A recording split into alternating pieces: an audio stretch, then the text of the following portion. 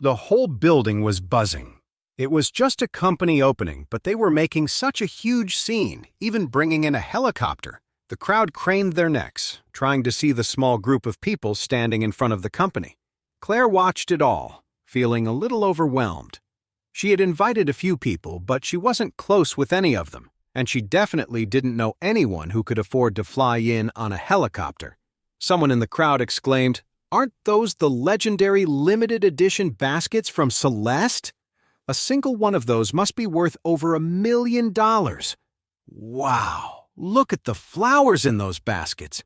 I've never seen anything like them. They're so beautiful. Those are Swiss tulips. The high-end ones are super expensive, each one costing thousands or even tens of thousands of dollars. And look, there are blue enchantresses and Juliet roses too, all the rarest flowers in the world. You can't even grow these here. They have to be flown in from overseas. No wonder they sent a helicopter. They must have flown them into the airport from overseas and then brought them straight here. So, if you think about it, the Celeste basket itself is worth $1 million, and the rare flowers inside could easily be another $1 million. There are 20 baskets here, so that's over $40 million in total? Oh my God, now that's what you call a big shot. An opening ceremony with over $40 million just in flower baskets? Yeah, and those flowers won't even last long. They'll probably wilt in a few days. It's so extravagant. Mrs. Wilson, standing on the side, couldn't help but swallow hard. She loved gardening and had planted all sorts of flowers in the courtyard of the Wilsons' villa, but she could never bring herself to buy the world's rarest flowers, especially the classic red and white tulips from Switzerland, where a single bulb costs nearly $10,000. Wendy's eyes went wide. She whispered, "Grandma, I remember you always wanted those Swiss tulips, but you wouldn't spend the money. You only ended up buying a few hundred of those cheap Ohio tulips. How could they give Clare such an expensive gift?"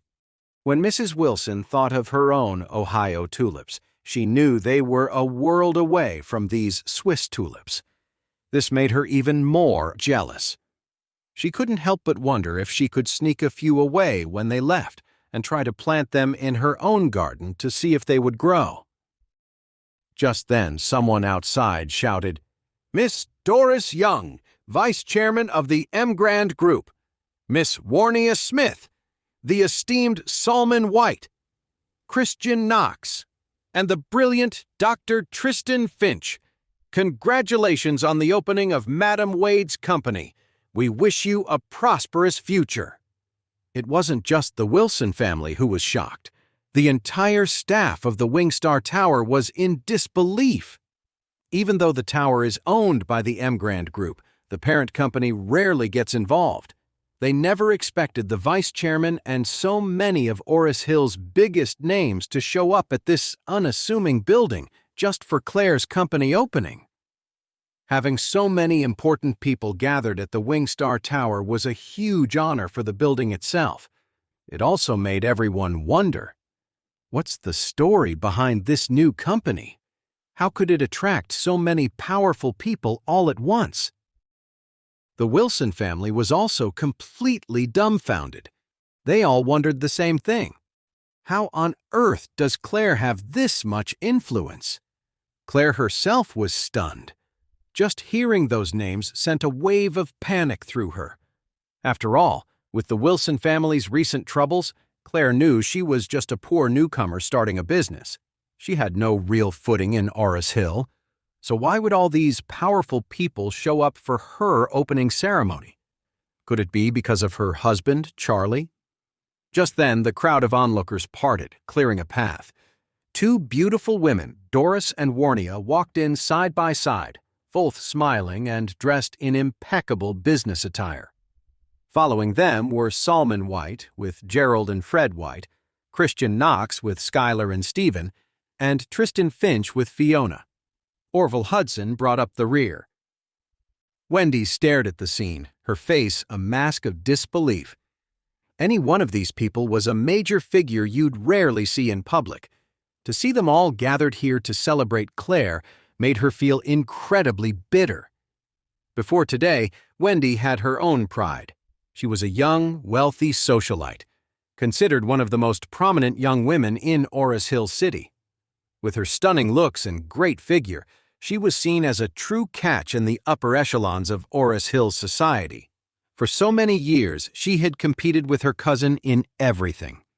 She thought she had found the perfect husband and would finally crush her cousin in every way. But now, everything she had paled in comparison to Clare. The person she was now felt like a total nobody next to her cousin. "Clare, what kind of dumb luck did you stumble into?" Wendy sneered, looking at Clare with raw jealousy. Clare didn't even notice her. She was in a daze. She couldn't help but turn to Charlie and whisper, "Did you invite them?" Charlie nodded. "I've helped them with energy alignment and read their fortunes. You could say we have a bit of a friendly relationship." Clare felt her head spin. She had told Charlie so many times not to get involved in that kind of stuff, not to scam people.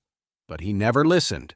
Instead, he just got deeper into it, and now he was mixed up with powerful people he couldn't afford to cross. What would happen if they found out one day? She wanted to say more to Charlie, but before she could, Doris and Warnia had already reached them. Warnia was the first to speak. She gave Clare a subtle glance, then smiled and extended her hand. "Congratulations on your company's opening, Mrs. Wade. If the Smith family ever needs design work in the future, we'll be sure to ask for your help." She was clearly here to offer them business, yet she phrased it as if she were the one asking for a favor. The Wilson family was absolutely floored. How on earth did Clare get someone like Miss Smith to be so humble? Clare nervously reached out and shook Warnia's hand, saying with a flattered tone, "Thank you, Miss Smith." As they spoke, Warnia looked at her, and Clare looked right back. Warnia was about the same height and build as Clare, but she possessed a natural elegance, an air of nobility that Clare couldn't hope to match. Thinking about it, Clare couldn't help but feel a little insecure. Warnia then said, "Mrs. Wade, you are Mr. Wade's wife, and he is my benefactor, so please, there's no need for us to be so formal with each other." Of course, they were here because of Charlie. Hearing this, Clare couldn't help but glance at her husband, who was being greeted by all these important people. A pang of jealousy hit her. Her husband, who could command so much respect from Miss Smith of the Smith family, was becoming more and more of a mystery to her. Next, Doris stepped forward, shook Clare's hand, and smiled. "Mrs. Wade, congratulations on a successful opening. The Emgrand Group has several projects, and we're looking forward to working with you." "Really?" Clare was shocked. When the Wilson family had landed that $1 million contract from the Emgrand Group, it was enough to send the whole family into a frenzy. If she could get even any contract from them now, it would be a massive success.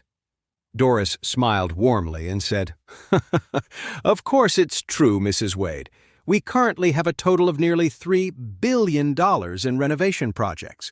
If your company can handle the volume, we'll assign them all to you." The Wilson family members standing nearby were practically green with envy. A $3 billion renovation project? All of it for Clare? Had the Emgrand Group lost its mind? A corporate giant like them coming here to grovel before a nobody like Clare? If the Wilson family could get just $30 million of that, it would be enough to get them back on their feet. Mrs. Wilson felt a sharp, bitter pang of regret. She finally realized what a powerful asset Clare was. If she had known, she would have gotten on her hands and knees to keep her in the Wilson house. Right then and there, she made a silent vow in her heart. "I have to get Clare back, no matter what it takes. And I will get that Emgrand Group project." At that moment, Solomon White also came forward, with his son Fred and nephew Gerald in tow. As soon as Solomon arrived, he offered a respectful greeting and said, "Mrs. Wade, we also wish you a successful business and great fortune. Also, Any future decoration business from the White Group will be yours." Clare, feeling overwhelmed, quickly said, "Thank you, Mr. White." Gerald and Fred also stepped forward, bowing deeply and saying respectfully, "Mrs. Wade, congratulations on your opening."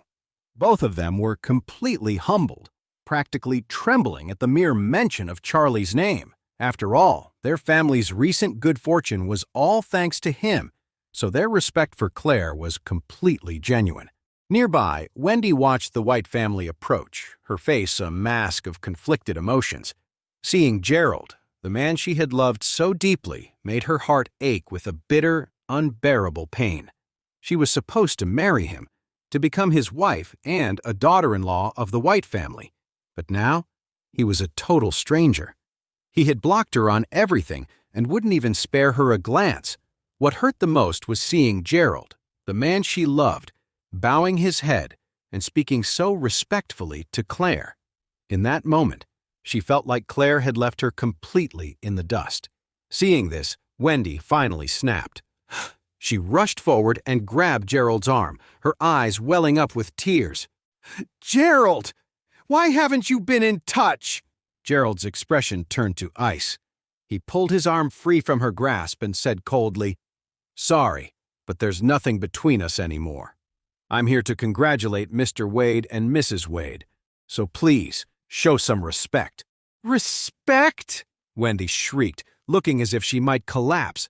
Tears streamed down her face as she yelled, "Gerald, we were together for years. I was your fiancé.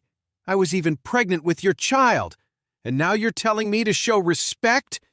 You used me and threw me away. Where was the respect in that?"